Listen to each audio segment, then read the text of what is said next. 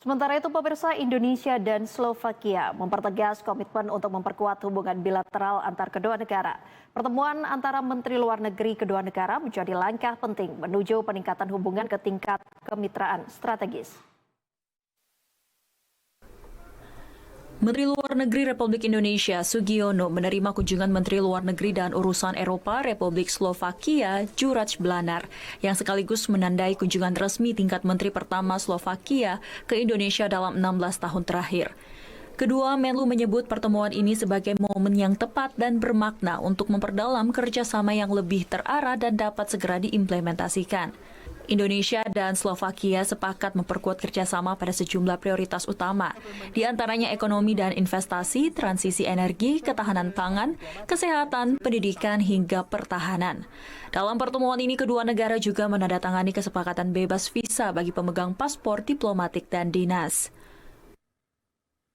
To narrow it into small numbers of priorities that actionable then implementable, and I think the signing that we just did was the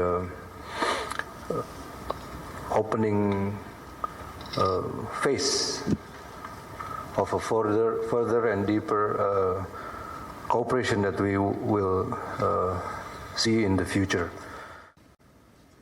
Menteri Luar Negeri Indonesia Sugiono menyampaikan pemerintah akan mengusulkan peningkatan hubungan antara Indonesia dan Slovakia menjadi kemitraan strategis kepada Presiden.